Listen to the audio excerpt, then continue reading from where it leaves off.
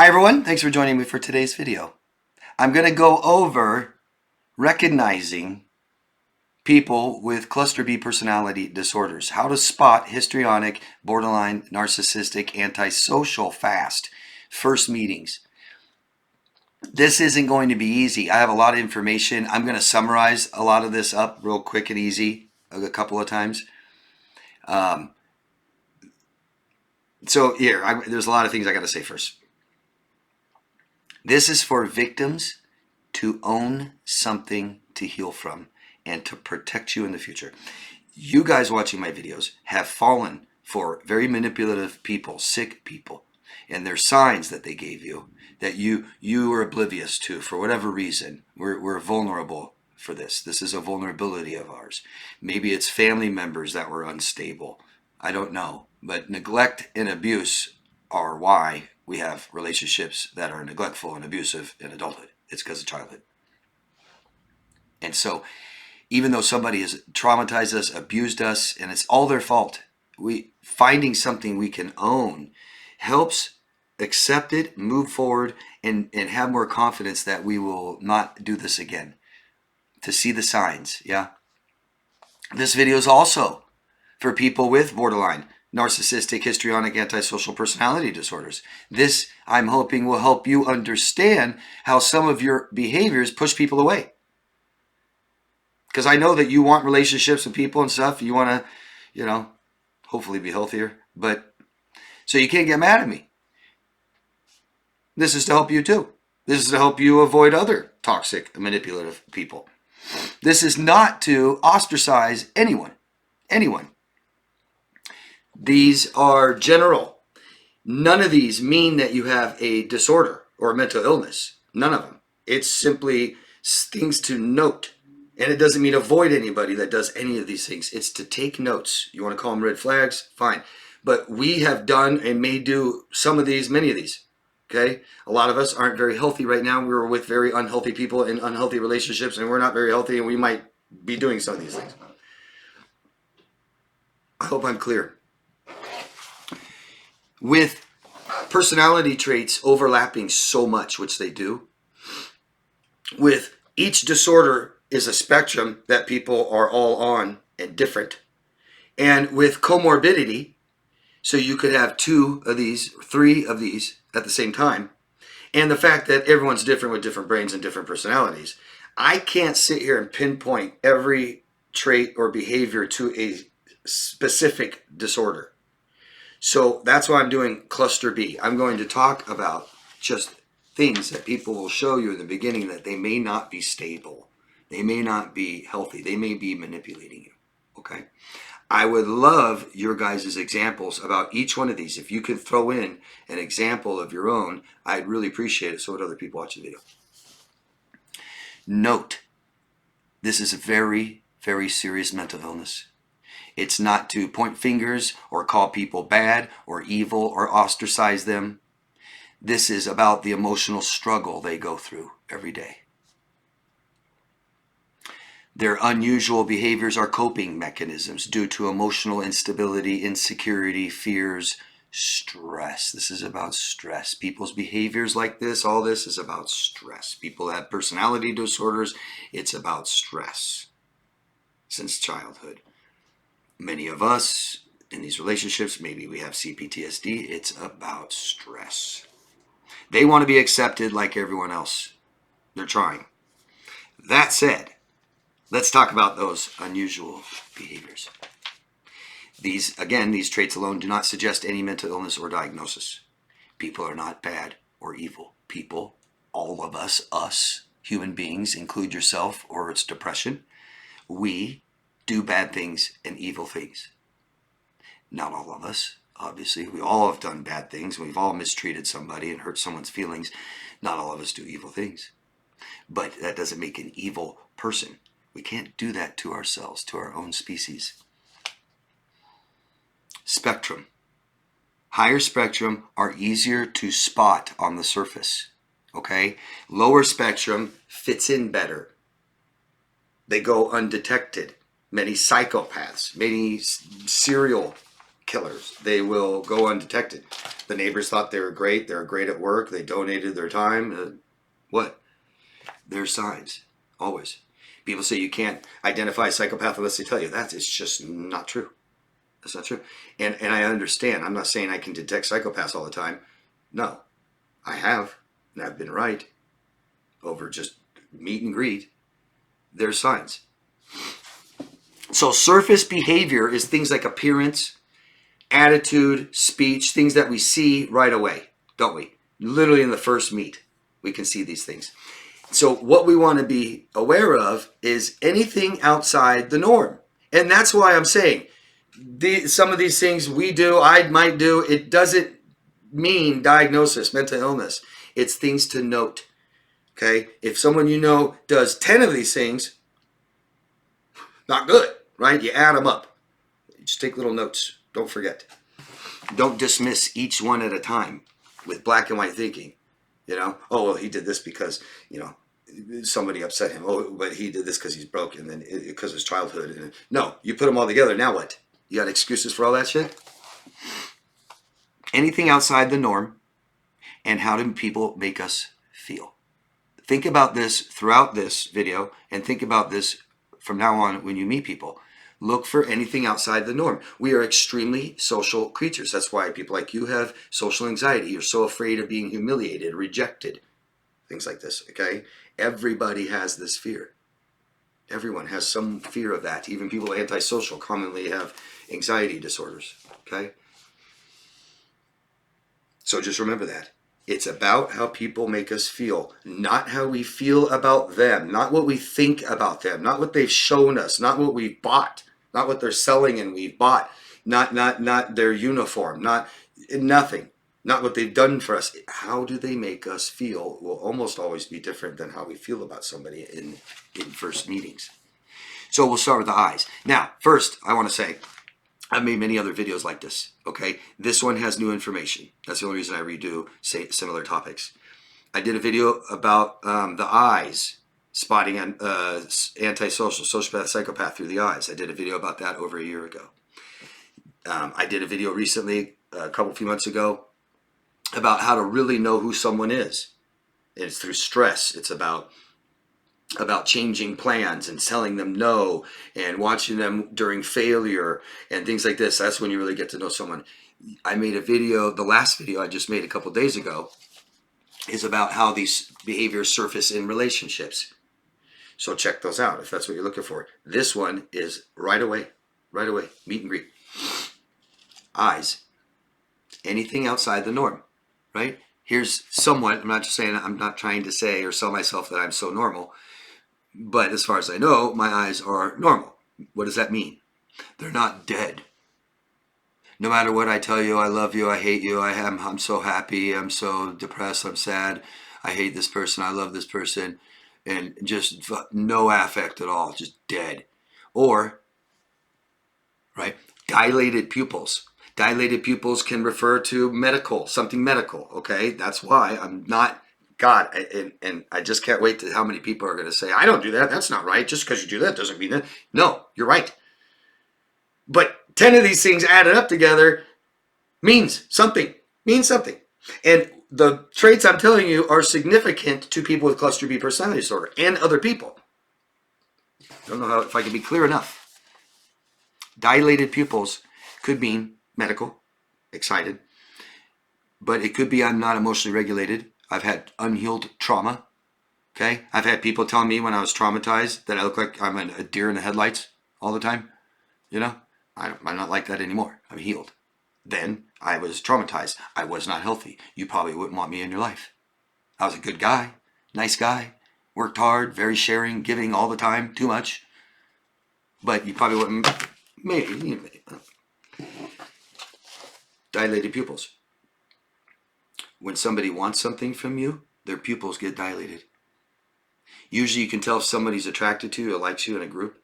If you can see their eyes talking to someone next to you and they're fine, and then they look at you and they get big. That usually means they like you. If my eyes are big like this, watch out. That may not be healthy. I may not be stable. Anything outside the norm. Remember? If I'm making no eye contact, That's not a good sign. I understand a lot of you guys are healthy, amazing, sweet, maybe not healthy, sweet, amazing people. Okay, but if you can't make eye contact, that's not a good sign. Start trying to make better eye contact. Doesn't mean that you're a narcissist. It just means you're not good at communicating. You might have low self-esteem, insecurities. What it usually means is I was neglected in childhood, and if I'm not healed from that, I may not be healthy. The other thing is if I want something from you, I'll zero in on you. I won't look away. I may not even blink. I may get in your space. I may smile. Do you see that? Okay? Normal is just calm. And talking like this, in about every 7 seconds, I might take a comfortable break from your eyes and then go back to you. Like this. Not just never looking at you or like this. Makes sense, right? Uncomfortable eye contact. Don't take my eyes off you. My eyes are dilated. I want something from you. Obesity.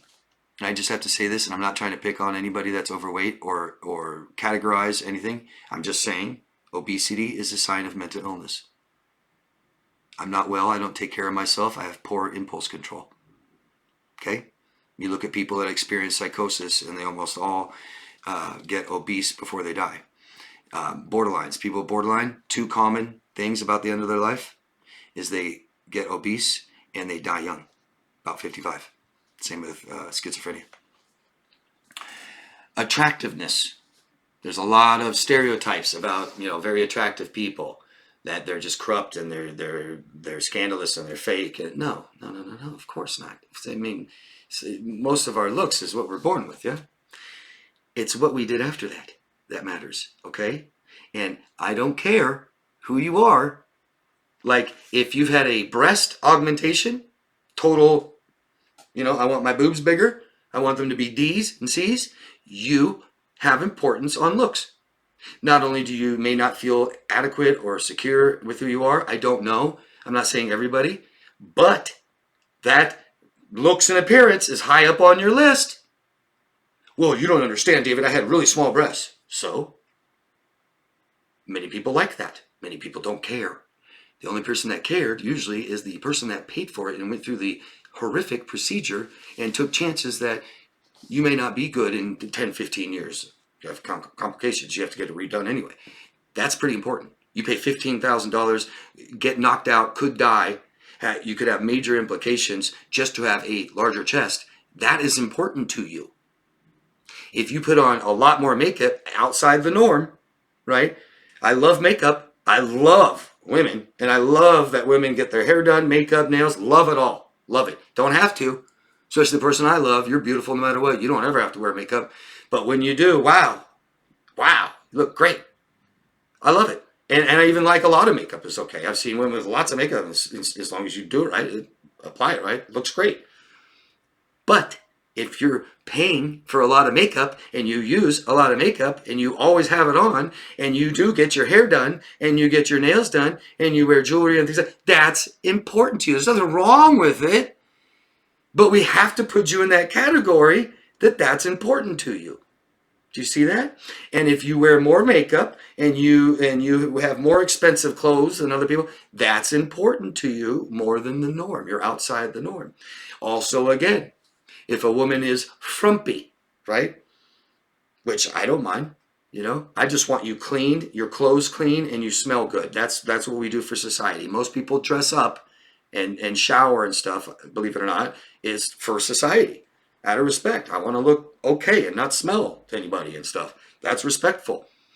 Okay? So most of us are clean and have some clothes on that are somewhat casual, depending if we're going to some important function. Anything outside the norm of that are things we need to be aware of. I'll get to the rest of them. Hair and dress. How I do my hair, how I dress my clothes, my makeup, things like this. Attention-seeking behaviors. So not only may I have importance on looks, right? But I'm trying to get attention, aren't I? That could be also hiding. Anything outside the norm, right? If I wear a hat and a beard and glasses. I know many men, awesome men out there, healthy men. I know some that wear a hat and have a beard and glasses a lot. However, very manipulative predators. We know this. I mean, just look it up. They're wearing hat, beard, glasses, you know, the kind that tint, the polarizing. Watch out for that one. That's an extra little red flag. I'm serious. You're hiding yourself.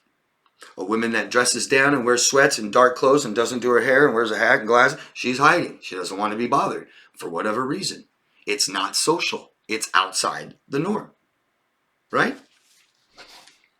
Loud, dressing loud, big hair, bright colors, green, purple. Yeah, those of you watching, green and purple hair. Why? That's not in. It's not a fashion statement. Nobody else does it. You're trying to get attention. Oh no, David, I don't care. I don't want people to look at me. Well, then don't have green hair. You don't want people to look at you. I had someone offended because I talked about tattoos. I have tattoos. That's not right. So you have lots of tattoos and you're very, you know, be careful what people say around you about tattoos.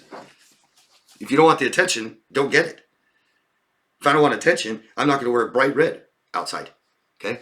And someone that wants attention will wear bright red to a funeral. They'll be they're not even getting married to go to a wedding and they're wearing all white like the bride. They want attention. Sorry. You can have a diamond wedding ring, but if you have a diamond wedding ring that big, you want attention.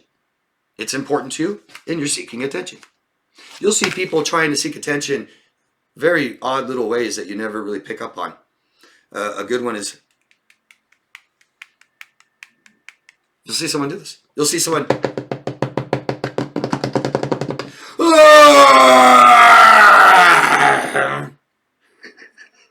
attention. You're seeking attention. You aren't stable. You don't know how to probably comfort yourself. You probably don't even like to be by yourself. Provocative. We want to fit in. We don't want to be humiliated. We don't want to be rejected. We want friends, connections with human beings. So we dress the way other people dress. Oh no, but I gotta do this, right? I gotta show. No, I don't mind. Trust me, I love it. Literally, I don't mind my girlfriend not wearing a bra and stuff. I think, hey, that looks good. But tasteful. You know, I'm not insecure. At the same time, when I go out in public and I see a woman showing off large breasts, it's like there's something different. That you're outside the norm. Yeah? Money. I've had a lot of money. I've worn designer brands, platinum jewelry, Gucci watch, but I actually like wearing nice stuff and I wasn't flashy. For instance, I might have $300 pair of jeans, but they didn't really stand out much. I might just wear tennis shoes and a t-shirt with it. That's comfortable. It fits right. I wore platinum bands, but they look like just silver rings, $20 rings. I had a Gucci watch, but no diamonds, no flash. Nobody knew it was a Gucci. You could barely tell. It was just a nice watch that I got a good deal on. So it's not like if you wear a lot of money and it's important to you. It doesn't mean you're totally fake and that's all you care about, but it's something to note. This person wears designer clothes, designer brands, nice jewelry, nice car. It's important to them, something to note. Somebody too under or too overdressed. It's not wrong. It's not bad. I recommend to clients and to you guys who have social anxiety, start dressing nicer. Be the best dressed. Be just a little overdressed than everyone else. It helps with our confidence. Hence why narcissistic people do that. They try to help their confidence because they don't have much. That's fine. But, it's kind of weird to be at Denny's and wear a tuxedo or a full-on suit button all the way up. Take the tie off, undo the button. You're at Denny's. Take the jacket off. It's important to them. Are they covering something up? I'll get to that in a second. Biasm. This is really important, guys. We all have vulnerabilities. Your vulnerability was toxic people. A toxic, beautiful young girl. a handsome, successful, toxic man. These are vulnerabilities we have. We all have another vulnerability, and it's called biasm. There's called the halo effect. Oh, this person has a halo and I don't even know them. Be careful of some things when we meet people, of having, I call it false trust. We can't trust anybody that we just meet, right? And the only way to trust people eventually is to trust them. We have to give people trust and a chance. I get that. But I know women who believe that if you're wearing a military uniform, you're a great guy. Everyone in the military is a great guy. Good luck with that. My father was in the military. He was a great guy, and his friends were great guys. So military is great. I love military. And then you meet a total psychopath. Okay? Doesn't work. Religion's a big one. People love it. We all wear a mask, guys. And the one that I see the biggest is religion. They got to let you know right away, I'm Christian. Oh, wow. Do you think that means anything to me? You believe in something with no proof. Okay, no evidence. You have faith. That's a great thing. I think that's a great thing. I don't have to have the same faith or beliefs you have. But you have to tell people right away. And people fall for it. The predator, the psychopathic predator's favorite hunting ground is the church. Ted Bundy used to donate his time at the church. But people will tell you their masks right away. What they want you to think of them first. First impressions mean a lot. It's hard to erase that. Oh, you're a police officer? Oh, and you saved a little kid's life? I don't know why you're telling me that right away, but wow. Thank you for your service, right? They got you. False trust. Another one is I run into someone from my past. Okay? You didn't know them then, but now you think you know them. Recognize. Our brain recognizes every single face on the planet, by the way. Our brains can recognize 8 billion people on this planet and a lot more. Pretty amazing. Yeah? We'll think we know someone, recognize someone because they look similar. False trust could be this was someone in my friend group in high school. You don't know them, trust me. We weren't really who we were in high school. We started developing who we were after high school. That's when we start developing our personalities. Brain's still growing. You think you knew someone back then because they're in your friend group. You didn't even know them then, and now you trust them. Be careful of this, guys. Preachers, pastors, church, police officers, military, attractive, successful, doesn't mean you can trust them. Charismatic and charming, the psychopath's favorite. How does the psychopath reel you in? They gravitate. They're gravitating. You gravitate towards them. They do. They'll capture a whole room. They'll become class president. They'll be in politics. Most of our politicians literally might be antisocial. It's the highest concentration in the world of psychopaths, Washington, D.C. And they're charismatic and they're charming and we like it and it feels good and it's good energy and we want to be around it. We want to be a part of whatever they're doing. Hold up. Hold on. Wait a minute. It's outside the norm. It's outside the norm. If you have a group of people, 5 people you're hanging out with, right? And one doesn't say a freaking word and doesn't look at it and doesn't offer anything, not even listening, that's outside the norm. I'd be careful of that person. Yes, they might just have social anxiety, might be the nicest guy in the world. But that plus 5 other of these things, watch out. Or they're captivating. They got the whole attention of the group and they're just so happy and they just look so amazing and they're so primed up perfect. And it's outside the norm. We don't act like that, do we? We don't act like that. Attitude. Attitude is everything, isn't it? Don't make excuses for attitudes, guys. Don't do that. Don't give people you don't know second chances, benefit of the doubt, make up excuses, shit like that. Attitude. Too passive. Okay. I don't know. It's not healthy. They don't have high self-worth, self-esteem. You don't want someone like that in your life if you don't know them, if you have the opportunity to have that choice, right? Just like you wouldn't want someone on death row to be in your life. If you knew they're on death row, then You would choose not to be, right? Is that wrong? No. If someone has no security, they're totally insecure, they have no self-worth, they have no confidence, they can't talk much, can't look in the eye, don't say, why would you want that person in your life? Could be the best, nicest person in the world. Not very interesting, not very fun. I don't know what's going on with you. You can't talk. You won't tell me about yourself. You might hold secrets. I don't know. Too aggressive. Too aggressive. People that talk too loud and they're negative and they talk about, oh man, I'll screw that, like their violins, you know, I did this to this way, I'll do this, I'll talk. Too passive aggressive. You can see passive aggressive people in the same hour. Oh, I don't care. I don't care. That's just bullshit. Okay. Well, wasn't it bullshit when we were first talking about it for the first 15 minutes? You said, oh, I don't care. I don't care. Now it's bullshit. Passive aggressive. Haughty. This is a big one. Haughty attitude. It's a narcissistic diagnostic trait. And borderlines, histrionics, and certainly antisocials are extremely narcissistic. They're higher on the spectrum than the neurotypical person.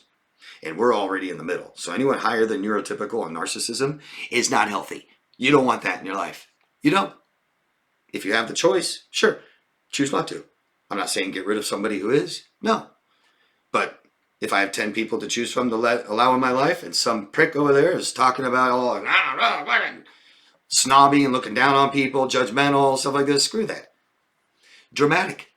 People are talking loud and using their illustrators too much and out here, and no thanks. I don't want the stick in the mud that doesn't do or say anything, and I don't want the person that's just overly excited, and you get that with borderline. Histrionic, the best. You know, no, oh my God, I almost died. They're going to kill me. Oh my God. And you find out it's like nothing. And they just lack in detail outside the norm. That's not normal. A lot of times people want attention. They'll stick right out showing you, hey, I'm not normal. A lot of people want to hide, go under the radar, undetected. They're not a threat. Our brain says, oh, that's quiet, doesn't move much, not a threat. And they say, be careful of the silent ones. I'd be more careful of the loud ones, but speech. Poor speech means neglect, by the way. Most poor speech, not all. Low intelligence is a fat tongue. But most poor speech, whether it's speech impairments, lisps, repeating yourself all the time. I can't remember what that's called right now. Most of this shows how deeply neglected they were. We can be so emotionally neglected growing up that we almost never talked. And so you might have people that talk like this, and they have a lisp, or they tics, nervous tics. It means massive neglect. And it means they're not healed from it. They're not stable. They're not healthy. Could be the nicest, best person in the world. Do you want someone not healthy in your life? Speech. The other side. So it's like bad speech, and then dramatic in speech and loud and not really saying detail, right? Monotone. You guys all know someone who's monotone? Like this, and it's trauma. I'm talking about monotone talking. It's from trauma. Not all monotone talking. Doesn't mean you're bad, healthy, nothing. Just most monotone talking is due to trauma. Sometimes it usually tends to be deeper. I've known women been severely traumatized their whole childhood. And they'll talk like this. It'll be a pretty, skinny, attractive, nice, young female, but has a heavy voice and talks like this all the time. Trauma. Outside the norm. Sticks out. Not to hate on somebody that has problems with speech. I'm sorry. I hope this makes you aware. Right? One-sided talking. That's obvious, isn't it? I talk most of the time. I talk about me. And a lot of people don't realize that I could talk about all kinds of different things when I'm actually talking about me. They don't get that. For instance, right? You're not in my life. We aren't like this. We just work together. I kind of know you, just kind of meeting you. But I'll tell you all about my son. I'll tell you all about my daughter, my dad, my job, my car. It's all about me. See that? And you may not think so because I'm talking about other people and sharing old stories, and they're nice stories. but I'm talking nonstop about me. And you'll see people as you're having a conversation with them, and you can see their brain. They're not focusing on you. They're looking at your eyes, maybe, maybe not. And you can see them thinking about what they want to say. And all that matters is what they're going to say next, even if they let you talk. They're just thinking about what they're going to say next. And that's why when you're done saying what you're going to say, they don't even validate it. They don't react to it. It's just right on to what they're going to say. Yeah, that's sick. That's sick. That's sick. One-sided conversations, always about what they pick to talk about, what they're talking about. You'll tell something that has totally different. You changed it. You tell something, and they just bring it right to fucking something else. Right to, oh, this and me, and oh, me too, me too. Talking over you, talking loud, talking too much, telling you too much details, asking too many questions, or not talking at all. It's like pulling, teeth to get someone to say something. Lacking affect. I'm happy, I'm sad, I'm excited, that's cool, oh my God, I want to do that so bad. Something's wrong, outside the norm. Watch narcissistic people, which is all 4 cluster B personality disorders. They'll elevate themselves, okay? They'll elevate themselves. I'm special, I'm unique, I'm important, I'm entitled. It's just me. The biggest one I see is work. My job is so important. Look at the high status job I have. The business, the company needs me so bad. I'm so important. My customers all love me more than other people at work. I'm so good at what I do. I was an award. I had an award. And here we go with the mask again. The mask. And this is gross. People talking about themselves all the time is disgusting, isn't it? And if it's not, there's something wrong. We grew up like this. We're used to this. We're used to people consuming all of our time talking about themselves. But narcissistic people will elevate themselves. They'll compete. They'll look down on people. And then one way that they'll do this is knocking others down. They'll compare themselves to people all the time. I'm not good enough. I'm great. Knocking people down. I'm better than you. I'm better than the rest of people. People are stupid. People are scary. People are just, people are so poor. People don't try. People are lazy. These kind of general statements about people, watch out. And a lot of you guys do that. It's called depression. We can't do that. It's unbelievable. It's unbelievable. People's opinions about human beings. Whatever country you live in, what's 1% of your population? 1%. Here in America, it would be over 3 million people. I've never met 3 billion people. So how in the hell who cares about what my opinion is of the human race when I've never even met 1% of the people in my country, let alone the world? That is disgusting, okay? If you want to see something positive and great, great. If you want to see something negative, depressing, that is you. That is your perspective of the world. That is you and where you stand and how you feel. Not healthy. Change it if you don't like it. Lacking boundaries. Whether it's people that dress provocatively and show you too much, whether it's people that are touching you, don't know you yet, get in your space too close, you have to feel like you just stand away and put something between you guys and keep looking away. Again, how do you feel? How are they making you feel? It's uncomfortable. Pay attention to that. Don't forget it and fix it. Telling you too personal stuff. Oh my God, dude, I was having sex with last night, my boyfriend. What the fuck? I don't want to hear that shit. Oh, I was on the toilet yesterday and... What? No. Stop. Oh, when I was a child, I was molested. If anyone even says that, usually it's to a professional or like their family or something. Like, I just met you. Inappropriate. Just talking about things that are just inappropriate. Going to the bathroom. Talking about my money. Talking about the jobs I make, the money I make, and talking about my clients. My God.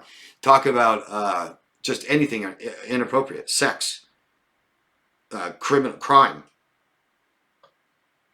Bodily functions. People that fart in front of you. Pick their nose. Literally, there'll be guys that just keep doing this, keep doing this, keep doing this, and after you're just like, dude, go blow your nose. Like, these are people that are lacking social awareness. We have self-awareness, but there's social awareness. Thank God. Thank God there's social shame. So that my overweight grandma isn't running down the street naked. She'd be ashamed of herself. Good. Some people lack it. That's outside the norm. And it feels uncomfortable, doesn't it? Telling people what to do, asking too many questions.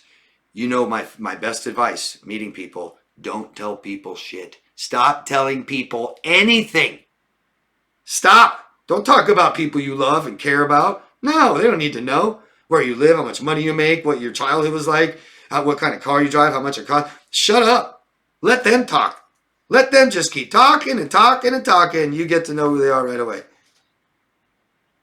Telling you what to do, what you should do, how you should feel. You shouldn't feel that way. People shouldn't do this. I shouldn't do that. Beating myself up. Pushy. And the one-upper. If there's something I can't fucking stand, it's when I try to tell somebody and they cut you off. No, me too. Oh, yeah. My son is amazing. I don't care. I don't care. How they make you feel. That doesn't feel good. Instead of what you feel about them. Because if what we feel and what we think about them, we're buying what they're selling again. Oh, they said that they're a good father. What parent doesn't say they're a good parent? They said they're really good at their job. They must be. No. First meet, mask, guys. Everyone has a mask. You guys have a mask. Watch how fast somebody tells you what they do for a living when you didn't ask them. Watch how fast they tell you their roles. My daughter. I'm a mother. I'm a father. I'm a grandparent. My grandchildren. Who cares? Your role isn't who you are. It's what you're born into. It's what you agreed upon. It's what you assumed, what you're forced to take. Who cares? Who cares what people do? I don't care. I care how you feel. I care who you are. I don't care about your status, your role. I don't care. But people love to tell you their mask. They have to show you that mask, that first impression. I don't want you to get to know me. I don't like me. Anything outside the norm, guys. Eyes that are different. Dress that is outside the norm. Under, overdress. Speech that is dramatic and loud or no talking at all. Weird behaviors where you go, huh? That's weird. Outside the norm makes us feel weird. Emotionally unstable to dead affect. That's outside the norm. Here's the norm, right?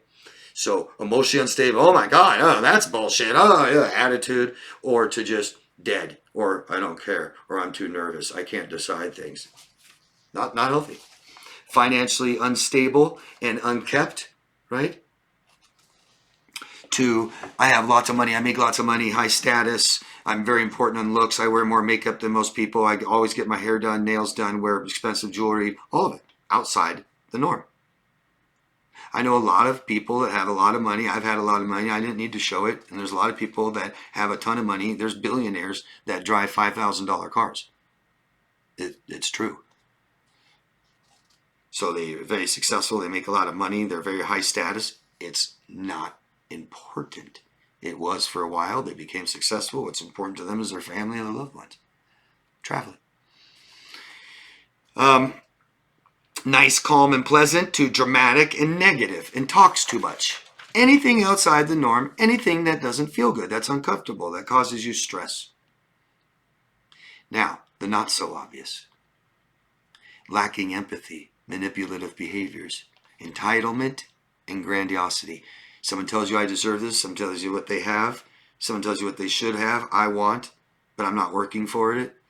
And this can go to the little calm borderline, that wants, I want to be the best makeup artist ever. It's what I want so bad. It's my passion. I've wanted it for years. I've done nothing. I've done nothing to get it, and I'm so upset that I can't get it because I deserve it, but I don't want to try at all. Talking bad about other people. Talking bad about other people. You'll get to know a lot about somebody on the decisions, the choices they make, how they treat themselves, how they treat other people, how they talk about themselves, and how they talk about other people. You'll know what is important about people because they will talk about it. If money's important, they're going to talk about it, aren't they? Period. If money's very important at the high of their list, don't get me wrong, I value money too. Okay? But it's down here on my list. So I don't talk about it. I like to make it, You know, I need it for some of the things I need in life and want. I don't talk about it. I don't show it off. It's not important. But people that it's important to will talk about it a lot. They will be envious. You'll see them get envious at things that people have. Money, sex, power, status. They're envious. They'll talk about it. They'll look at it. They'll get mad at people because they're better than them, elevated. And they'll try to knock them down. Manipulative people. I'm almost done. Manipulative people are influential, and the people that are manipulated are vulnerable. Period. We need to know what our vulnerabilities are. The manipulators are looking for it. Okay? A cougar in the wild will track you and secretly, all of a sudden, pounce on you and get you. But dogs, a wolf, will come face to face and they'll go like this and go like this, and they'll keep looking for weaknesses until they find one and attack it. That's what a predator does. That's the ones you have to worry about, right in front of you, right in your face. They want to find your vulnerability. They will ask you questions. They will emotionally be charged to see what you react to. The manipulator is looking for your vulnerability. It's good to be aware of what it is. So ask yourself this when you're meeting people. A manipulator is looking for your vulnerabilities. Don't tell them shit. Don't say me too. I experienced that too. I was abused. I lost a bunch of money. People ripped me off. People hurt me. People take advantage of me. People use me. That means I'm a great target. And then let them know exactly how they did it too. Beware of a person's mask. What do they want from me? And what are they selling? Or are they just genuinely trying to get to know me? Okay? I think that's going to help you most of all, most important. The real way to get to know somebody is through time. You never get to know somebody right away. Never, ever, ever. I don't care how much they shared with you or told you. The best way to get to know someone, besides time, is stress. How do they handle stress? How are they in stressful situations? When somebody is confrontational to them, when there's conflict, when they fail, when they have loss, when plans are changed, when you tell them no, when they have something wrong with them, diagnosis, all these things we don't like. That's when you find out who someone really is. Not on their best day, but their worst. How do they talk about themselves? How do they talk about others? How do they treat themselves? How do they treat others? This shows you how they feel about themselves. Someone tells you the world's bad, an awful place. Well, I doubt they're thinking that they're the only great one. No. Relationships are very important to be aware of. Their past, their present, and their future relationships. Their past will be unstable relationships. They'll tell you about them. Especially if they tell you about them, toxic. Their present will be none. Either they don't have anybody in their life or just contacts, nothing very meaningful relationships, or they are unstable. They'll tell you, I got in a fight with this other person. I just broke up with my boyfriend. We aren't getting along. Somebody just screwed me over. Unstable relationships. And then the future. Idealize. They talk about their future and they tell you what's important. I just want to have a family someday. Great. I want to have the best family, best looking cars. I want to have this job. They're idealizing. Do they have work? Do they have a job? What is it? How long have they kept it? What are their interests, hobbies? What is their future at all? Do they have one? Do they have a job? Do they have friends? Do they have hobbies? Do they have interests? Really important. Do they tell you they're interested in something and that they show that they're not? Don't know themselves, being manipulative. Anything outside the norm. Anything that doesn't feel right. Do you know someone toxic? Have you been in a toxic relationship? Are you in one now? If you're in one now, step outside of this relationship, tell someone, and ask for help. If you've had toxic relationships, heal from them by talking with a professional. Okay? Again, I'd love all your guys' recommendations, suggestions, examples. I really appreciate them. Please, please, please give them to me. Make this video better. I really appreciate a thumbs up. Subscribe to the channel, please. And anybody who wants coaching, you can find me at daviddemars.com. Thank you, everyone. Love yourself first. Bye-bye.